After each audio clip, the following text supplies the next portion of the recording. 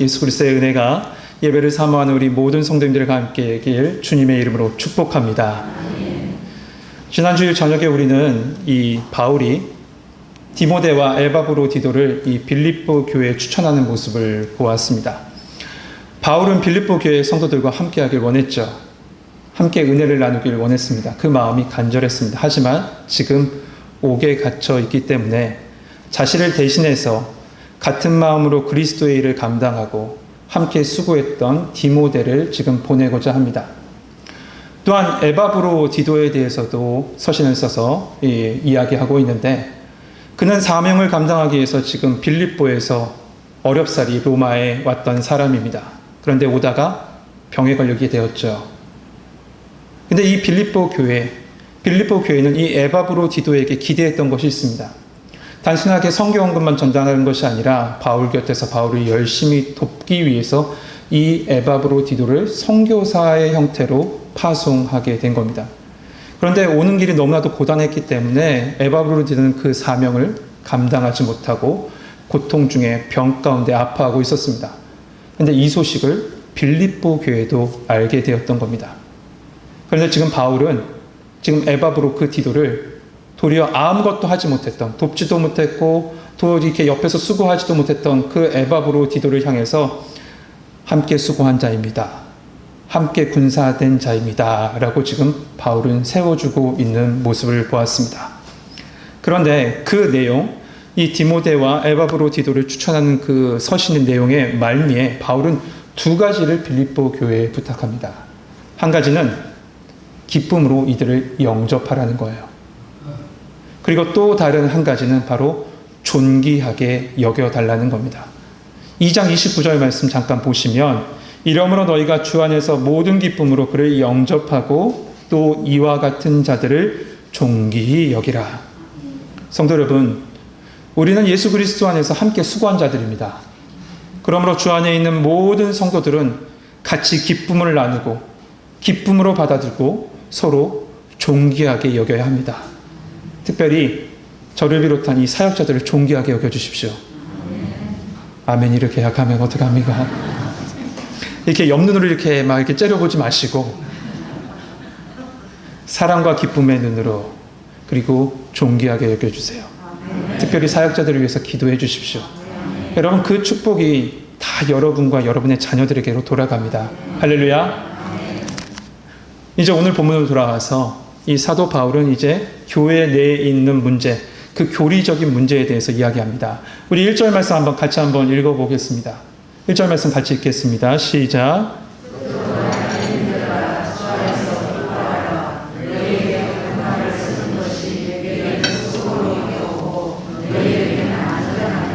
아멘. 말씀 시작은 이렇게 하죠. 끝으로 나의 형제들아. 이 끝으로라고 하는 것은 이 서신을 마무리하겠다는 것이 아닙니다. 새로운 주제로 넘어가겠다고 얘기하고 있는 거예요. 예전에는 이 학교에서 야외 조회를 많이 했었죠. 월요일 날이나 수요일 날. 그러면 전교생이 이 운동장에 모여서 이 반별로 줄을 쫙 서서 태양볕에 이 교장 선생님의 말씀을 듣습니다. 그 훗날에 들어요. 사랑하는 학생 여러분 막 이렇게 하잖아요. 그 교장 선생님 말씀 들을 때 이 움직이면 혼나니까 정신줄 부여잡고 잘 듣고 있습니다. 그러다가 이 교장 선생님께서 끝으로라고 하면 뭔가 희망이 보여져요. 그런데 한참 훗날을 하신 후에 또다시 말씀하십니다. 마지막으로. 그리고는 좀 더 다가가면 다시 말해서 결론적으로 계속 이어져요. 결국 그 훗날은 누군가 한 명 쓰러져야지 끝납니다. 저 때는 그랬어요. 근데 생각해보니까 교장 선생님의 끝으로는 주제를 전환하겠다라는 뜻이었던 것 같아요. 오늘 본문에 보여지는 끝으로도 마찬가지예요. 새로운 주제로 넘어가겠다라고 그렇게 생각하시면 될 겁니다. 그래서 다른 번역 성경에 보면 이 끝으로 대신에 한편으로 이렇게 써놨습니다. 그렇다면 이 3장에서 전환된 주제, 이야기하고자 했던 것이 무엇일까? 그것은 바로 율법주의자들에 대한 이야기입니다. 이 빌립보 교회에 들어온 율법주의자들이 교회를 굉장히 혼란하게 했던 것으로 보여져요. 이 율법주의자들은 복음만으로 안 된다는 겁니다. 복음 플러스 율법을 지켜야 된다. 복음에 할례를 행해야지만 구원을 얻을 수 있다라고 주장하는 거죠. 그러나 성도 여러분, 복음만으로 충분합니다. 복음만이 완전합니다. 복음 안에서 있을 때 우리가 안전합니다. 바울은 지금 그것을 말하는 거예요. 그런데 바울은 지금 이 새로운 주제로 넘어가기 전에 빌립보서 전체의 주제였던 기뻐하라라는 것부터 시작합니다. 기뻐하라. 갑작스럽게 기뻐하라고 하는 거 조금이 어색해 보이기도 하는데 이 말씀의 강조점은 주 안에서예요. 주 안에서 기뻐하라는 겁니다.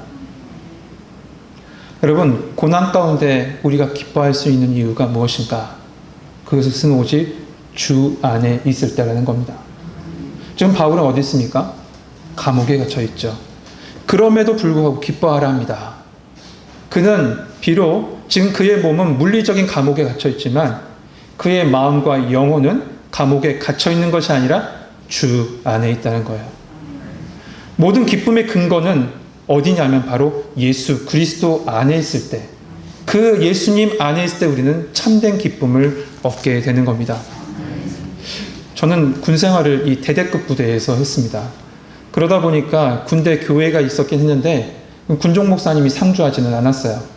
그래서 이 근처에 큰 교회가 있었는데 그 교회 부목사님들이 약 30명이 계셨거든요. 그 30명의 목사님들이 돌아가면서 주일마다 오셔서 말씀을 전해 주셨습니다. 그런데 그 교회 그 목사님들이든 이 성도님들이든 만나면 굉장히 교회에 대한 자부심이 강했어요. 우리 청운교회처럼 자부심이 아주 강했어요. 특별히 그 교인들은 이렇게 생각합니다. 저희들은 언제나 예수님 안에 살아갑니다 라고 생각해요. 저희들은 언제나 예수님 안에 있습니다 라고 얘기해요. 그 교회가 어느 교회인지 아세요? 주안장로교회예요. 왜 그들이 예수님 안에 있다고 생각해요? 주 안에 있기 때문에. 무슨 얘기인지 아시겠어요? 네, 주 안에 있기 때문에. 사실 동네 이름이 주안동이거든요.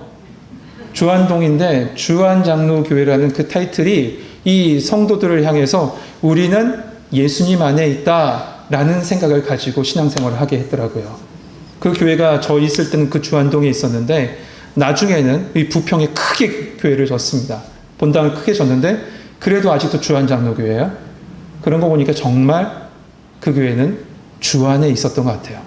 어디 교회처럼요? 우리 교회처럼요. 그렇죠? 우리는 오직 예수 그리스도 안에 있는 줄 믿습니다. 여러분, 이름만 주 안에 있는다고 있는 것이 아니라 진짜 주 안에 있어야 돼요. 예수님이 내 안에 계시고 내가 예수님 안에 있고 예수님과 내가 하나 될 때 우리는 참된 기쁨을 얻게 되는 겁니다.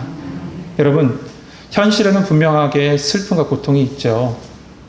그 고통이 내 마음에 들어올 때 우리는 낙심하고 좌절하게 되는 거예요.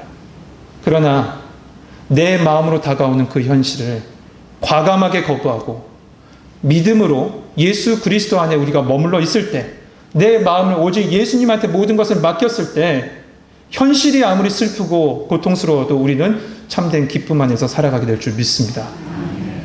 또한 이 바울은 주 안에서 기뻐하라라고 말씀하고 있는 것은 결론부터 말하면 육체를 신뢰하면 기뻐할 수 없다는 거예요. 육체를 따라서는 참된 기쁨이 없다는 겁니다. 다시 말해서 율법으로 말미암는 의로는 구원의 기쁨을 누릴 수 없고 오직 예수님 안에 있을 때만 참된 기쁨을 누릴 수 있다는 겁니다. 우리 청교회 모든 성도들, 주 안에서 참된 기쁨을 누리시는 성도님 되시길 주님의 이름으로 축복합니다. 그런데 지금 이 주 안에 있는 참된 기쁨을 거부한 사람들이 있습니다. 스스로 기쁨을 찾으려는 사람들이죠. 방금 말씀드렸던 율법주의자들이에요. 그들을 향해서 바울은 이렇게 말합니다. 2절 말씀에 개들을 삼가하고 행악하는 자들을 삼가하고 몸을 상하게 하는 일을 삼가하라. 바울은 아주 적극적으로 삼가하라, 삼가하라, 삼가하라 3번이나 강조합니다. 이들은 주 안에 있는 기쁨을 빼앗아 간다는 거예요. 이들이 누굽니까? 앞서 말씀드린 대로 율법주의자들이에요. 근데 이 율법주의자들에 대해서 바울은 아주 강하게 얘기하죠.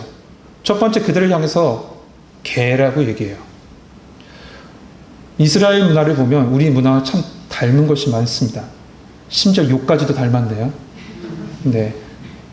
이스라엘 백성은 이방인들을 개와 돼지로 여겼어요. 자기의 선민의식에 따라서 이방인들을 그냥 멸시했던 거죠.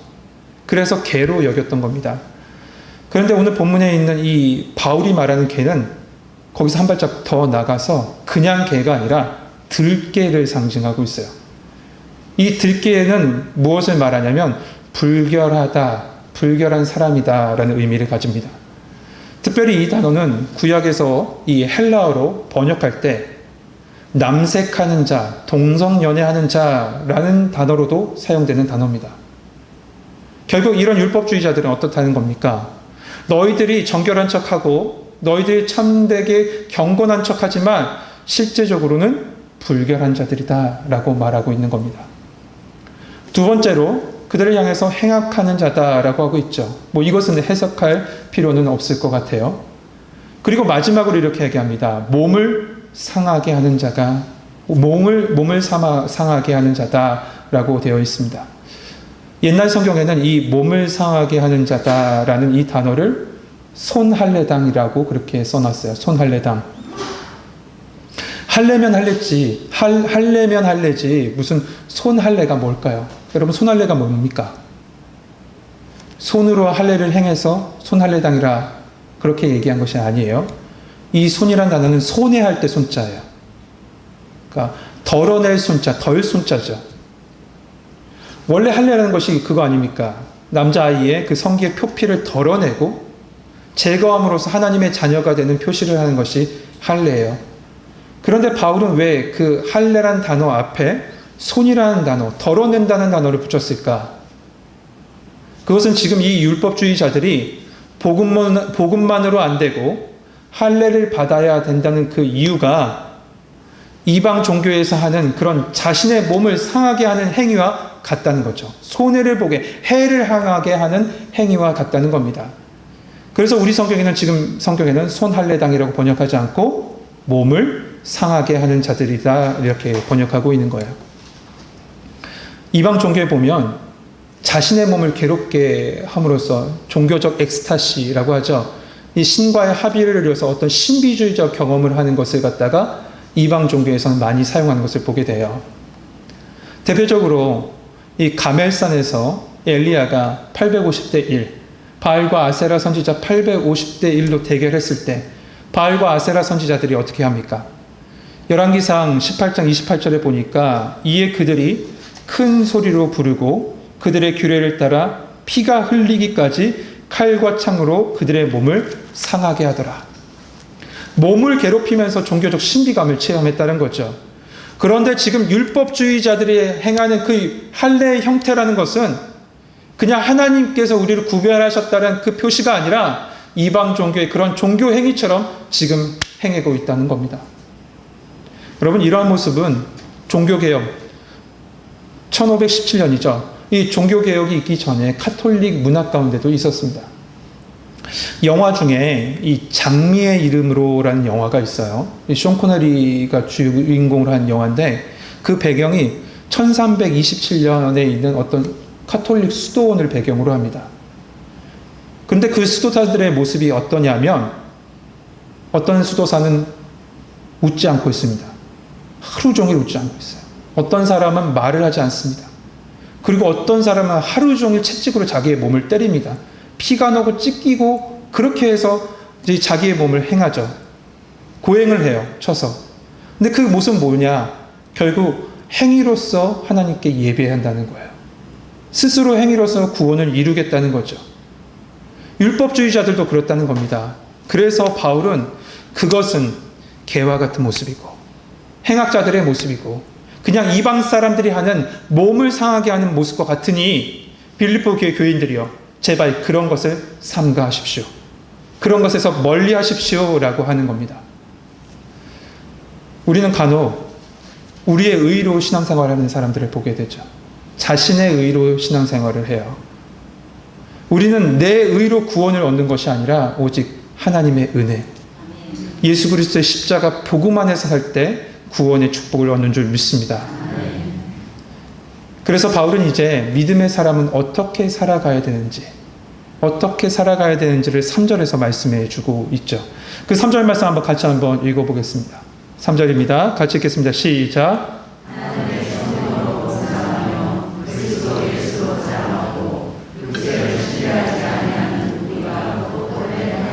아멘. 첫 번째, 무엇으로 봉사하라고 합니까? 하나님의 성령으로 봉사하고. 여러분, 이 봉사라는 단어의 원어의 말은 레트루기아라는 단어에서 나온 단어예요. 이 단어는 하나님과 관련됐을 때 무슨 뜻을 가지냐면 예배라는 뜻을 가집니다. 그러니까 하나님께 예배하는 자는 육체의 자랑으로 하는 것이 아니라 성령으로 예배하라는 거예요. 그래서 요한복음 4장 24절에 이렇게 말씀하시죠. 하나님은 영이시니 예배하는 자가 영과 진리로 예배할지니라. 그런데 율법주의자들은 어떻다는 겁니까? 하나님께 나아갈 때, 하나님께 예배할 때 무엇으로 했다는 거예요? 자신의 육체의 할례로 하나님께 나아갔다는 거죠. 도덕적인 규례를 갖다 율법적 규례를 지키는 것으로 그런 행위로 말미암아 하나님께 나아갔다는 거예요. 이에 대해서 바울은 이 빌립보 교인들에게 여러분은 성령의 능력으로 예배하고 성령의 은사로 봉사하십시오라고 하고 있는 거예요. 우리 같이 고백합시다. 성령의 능력으로 예배하고 성령의 은사로 봉사합시다. 할렐루야. 여러분, 성령께서 여러분 가운데 심령을 움직이셔서 예배케 하시고 성령께서 여러분의 마음과 여러분의 삶 가운데 은사를 주셔서 봉사케 하실 줄 믿습니다. 두 번째로, 그리스도인은 그리스도 예수 안에서 자랑하라 라고 하고 있습니다. 바울은 이 자랑이라는 단어를 자주 쓰는 것을 볼 수 있죠. 그런데 이 자랑이라는 단어는 뻐기듯이 이렇게 자랑하는 그런 것을 말하는 것이 아니라 자신감과 확신의 근거를 얘기하는 것이 바로 이 자랑이에요. 결국 이 그리스도인의 자신감과 확신은 어디에서 나오냐면 예수님 안에 있을 때라는 겁니다. 그래서 고린도전서 1장 31절에 이렇게 말하죠. 자랑하는 자는 주 안에서 자랑하라. 그래서 이 바울은 육체를 신뢰하지 않고 육체를 자랑하지 않는 우리가 진정으로 하나님 앞에서 할례파다라고 말하고 있는 겁니다. 로마서 2장 28절 29절 이렇게 말씀하고 있습니다. 무릇 표면적인 유대인이 유대인이 아니요 표면적인 육신의 할례가 아니니라. 이면적인 유대인이 유대인이며 할례는 마음에 할지니라. 여러분, 이 할례에 대해서 구약 성경도 똑같이 말씀하고 있어요. 구약 신명기 10장 16절의 말씀을 보면 그러므로 너희는 마음의 할례를 행하고 다시는 목을 곧게 하지 말라라고 하고 있어요. 여러분, 육체를 신뢰하는 것은 하나님의 은혜가 필요 없다는 겁니다. 내가 무언가 안다라고 하는 것은 하나님의 은혜를 무시하고 있는 거죠. 그렇게 되면 그리스도에게서 끊어지고 그 은혜에서 떨어져 나가는 거예요. 그러므로 우리 그리스도인은 오직 육체나 혹은 나를 신뢰하는 것이 아니라 오직 하나님의 성령으로 그 성령 안에서 살고 예수 그리스도 안에 머물며 주님을 자랑하며 주님만 의지하며 살아가는 겁니다. 그때 참된 그리스도인으로 참된 하나님의 사람으로 서게 되는 것이죠. 이제 바울은 4절에서 이렇게 얘기합니다. 너희들이 말하는 식으로 따지면 나는 자랑할 것이 많다라고 해요. 그러면서 5절 6절에서 자신에 대해서 말하고 있는데 하나씩 한번 살펴봅시다. 먼저 나는 8일 만에 할례를 받고 라고 되어 있죠. 이 말은 나는 정통 유대인입니다 라는 거예요. 이어서 이스라엘 족속이요 라고 합니다. 당연히 이스라엘 족속 아니겠어요? 하지만 여러분, 이 편지를 받고 있는 지역이 어디입니까? 빌립보예요. 이방 땅이죠. 그곳에는 중간에 이 개종한 이방인들이 주로 이루었던 교회가 바로 빌립보 교회였죠. 근데 그런 사람들에게 난 이렇게 얘기합니다. 나는 모태부터 유대인이야 라고 지금 이 바울은 얘기하고 있는 거예요. 거기에다가 나는 베냐민 지파라고 해요. 여러분, 이스라엘의 초대 왕이 누굽니까? 사울이죠. 바울의 원래 히브리식 이름이 사울이에요. 그러니까 베냐민 지파입니다라고 하는 것은 우리 가문은 왕이 있는 가문입니다라는 거죠.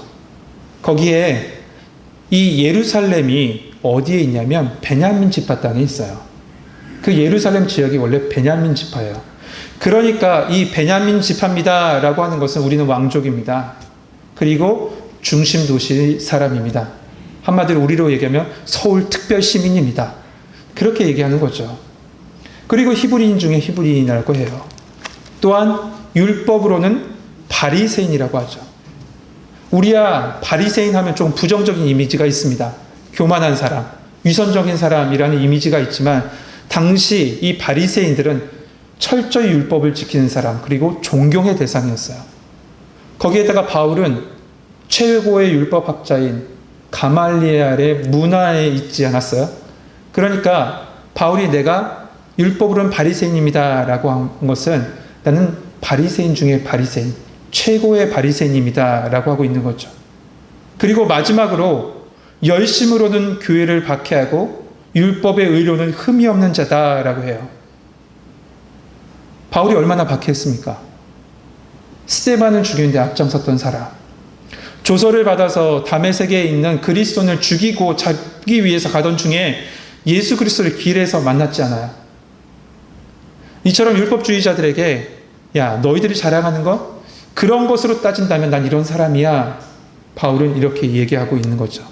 그런데 보세요. 바울이 지금 나 이런 사람이야 라고 자랑하려고 자기의 이 모든 이력을 공개하는 걸까요? 그것이 아니에요. 바울의 말은 7절, 8절이 중심 말입니다. 7절, 8절에 보면 이래요. 그러나 무엇이든지 내게 유익하던 것을 내가 그리스도를 위하여 다 해로 여길 뿐더러 또 모든 것을 해로 여김은 내 주 그리스도 예수를 아는 지식이 가장 고상하기 때문이라. 내가 그를 위하여 모든 것을 잃어버리고 배설물로 여김은 그리스도를 얻고. 지금 바울은 이렇게 말한 겁니다. 그런 것 아무건 소용이 없어. 너희들이 자랑하는 것 그런 거 아무런 소용이 없어. 오직 예수밖에 없어. 사도행전 9장에서 다메섹 도상에서 예수님을 만났던 바울, 그 만난 순간부터 그의 가치관이 확 바뀌어버렸습니다. 그의 중심이 바뀐 거예요. 그의 기준이 바뀐 겁니다. 왜냐하면 내 주 예수 그리스도, 그 그리스도를 아는 지식이 가장 고상하기 때문이죠.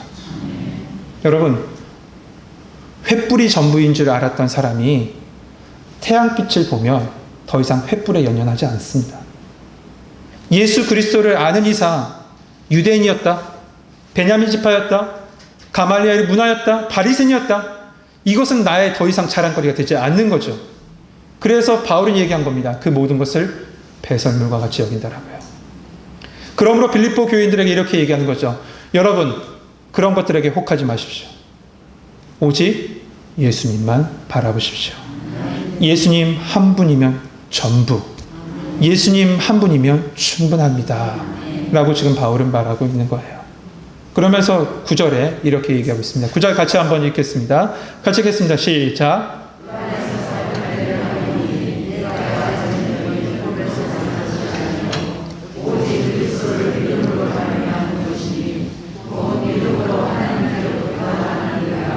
아멘. 우리가 가진 의의가 뭡니까? 율법에서 나는 의의가 아니라 믿음으로 하나님께로부터 주어진 의의라는 거죠. 그 의의는 누구를 통해서 왔어요? 예수 그리스도를 통해서 우리 가운데 주어진 은혜요 선물입니다. 그러므로 성도 여러분, 우리는 예수 그리스도 안에 있어야 돼요. 그 안에서 성령으로 예배하고 그 안에서 자랑하며 그의 인도하심 속에 살아가는 자가 바로 그리스도인이라는 겁니다. 알프스 섬에 가면 작은 마을에 아주 독특한 색다른 교회가 있다라고 해요. 근데 그 교회 안에 들어가면 이 교회 내부 벽면에 구약에 나온 선지자들이 다 조각되어져 있답니다. 그런데 그 조각되어진 모든 선지자들이 한 곳을 바라보고 있고요. 그의 두 번째 손가락은 한 곳을 향해서 이렇게 가리키고 있대요. 한 방향을 가리키고 있대요. 그의 시선들, 그 선지자들의 시선과 그의 손가락이 가리킨 곳에 보면 큰 예수님 상이 딱 있답니다. 뭘 얘기하는 걸까요? 모든 것이 다 예수님을 향해 있다는 거죠. 구약의 말씀도, 구약의 선지자의 선포된 말씀도, 우리의 신앙도 오직 예수 그리스도를 바라봐야 된다는 겁니다. 사랑하는 성도 여러분, 우리의 시선을 공허한 데다 맞추지 마십시오. 어떤 율법적인 행위에 맞추지 마십시오. 오직 주님께 맞춰줄 때 그 분께서, 예수님께서 우리를 살아주십니다. 주 안에서 그때 믿음의 걸음을 걸어갈 수 있는 거예요. 여러분, 제가 항상 강조하는 말씀이 있죠. 히브리서 12장 2절, 믿음의 주여 하실 때까지 기다릴 겁니다. 믿음의 주여 온전케 하시는 이인 예수를 바라보라.